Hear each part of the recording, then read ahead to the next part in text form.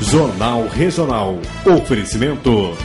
Viação Tindiquera, porque o respeito ao passageiro vai de ônibus. O governo do estado entregou ontem ordens de serviço e autorizações de licitação no valor de R$7 milhões para 24 municípios paranaenses.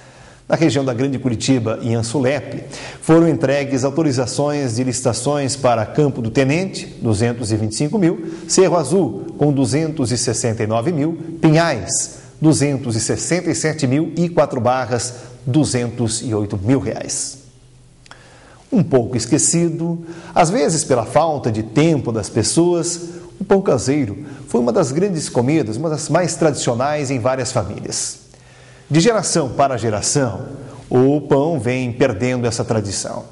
Por isso, nossa equipe produziu uma matéria sobre como fazer essa delícia que é o pão caseiro. Embora o pão francês ainda seja o mais consumido entre nós, uma tradicional receita de pão caseiro faz qualquer um ficar com água na boca. E é isso que nós vamos aprender hoje. A receita é para um preparo de 12 pães. Para ela serão necessários ingredientes básicos, como explica a confeiteira Érica Borgo. Aqui a gente está usando 5 quilos de farinha, 200 gramas de fermento, 500 gramas de açúcar e 80 gramas de sal. Aí 300 gramas de margarina e 6 ovos. Nessa receita não vai leite? Não, leite não. Porque o leite, às vezes, por causa da gordura, pode segurar até um pouco o crescimento. Então, daí a gente só utiliza a água mesmo. O interessante do pão caseiro é que, por mais que a gente faça uma quantidade maior, a gente em casa tem como congelar e, na hora de usar, voltar ele no forno, que ele volta a ficar como ele estava antes. E agora é hora de colocar literalmente a mão na massa. É hora de misturar os ingredientes. Então, aqui a gente tem a farinha. Na farinha a gente vai acrescentar a margarina, o açúcar e o sal, os ovos, e daí a gente vai mexer com a mão mesmo. A dica é colocar a mão na massa de verdade, né? Não tem jeito. Quem mexe com cozinha tem que enfiar a mão na massa. A dica é misturar todos os ingredientes secos com a margarina antes de colocar o fermento e a água. Agora a gente põe o fermento e aos poucos daí a gente vai acrescentando a água.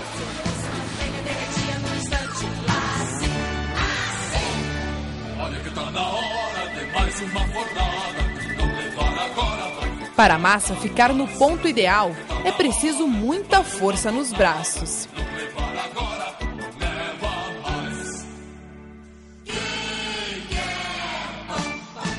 Gente, a massa até ela ficar bem lisa e bem homogênea.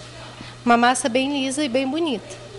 Depois que a massa estiver, como disse a Érica, bem bonita, é hora de deixá-la descansando cerca de 10 minutos para que aconteça a fermentação.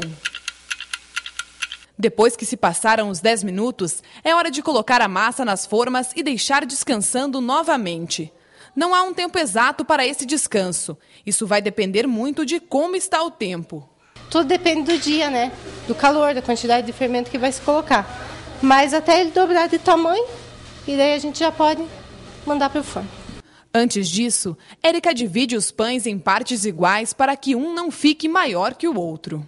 Aqui eu só estou dando um formato nele redondinho, para que a gente tenha mais facilidade e para que ele fique com uma aparência boa, bem lisinha assim, em cima.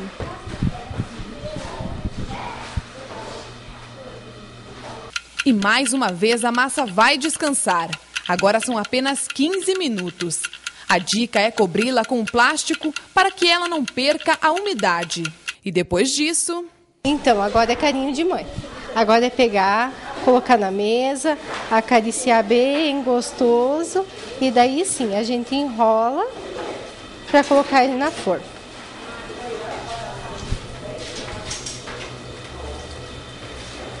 Antes de ir para o forno, a massa que já está na forma deve descansar mais 40 minutos. Bom, Érica, agora é reta final. Agora é a hora do pãozinho ir para o forno, é isso? Aqui vocês têm o forno industrial. Tem alguma diferença para o forno de casa? Na verdade, o forno industrial, ele, pra gente, tem que ser assim por causa da quantidade das coisas que vai para o forno. É tudo muito, então tem que ser tudo em grande quantidade. Então, quer dizer, mas em questão de temperatura, de tempo de forno, oscila muito pouco. Quanto tempo o pãozinho tem que ficar no forno? O pãozinho, em média, uns 40, 50 minutos, tá? A vantagem do forno de casa é que ele é pequeno, então ele mantém mais a temperatura. Pode ser que em casa ele fique pronto antes.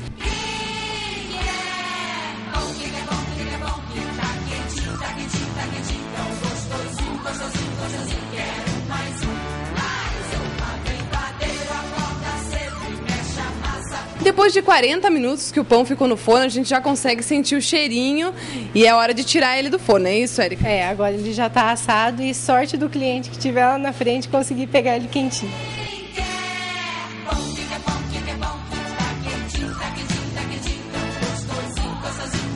Agora chegou a melhor parte da nossa receita, experimentar esse pão.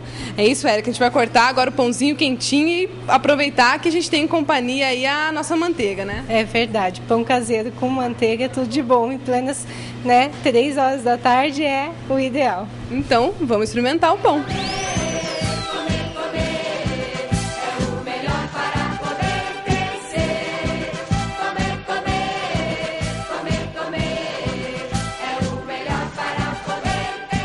Gente, aprovadíssimo esse pão caseiro que nós fizemos hoje. Você que está em casa, aproveite essa receita e com certeza vai ficar muito contente com o resultado. Essa receita que você viu aí estará no nosso site. Você pode conferir. O endereço aparece aí na sua tela, tvaraucaria.com.br. Depois do intervalo, as informações esportivas.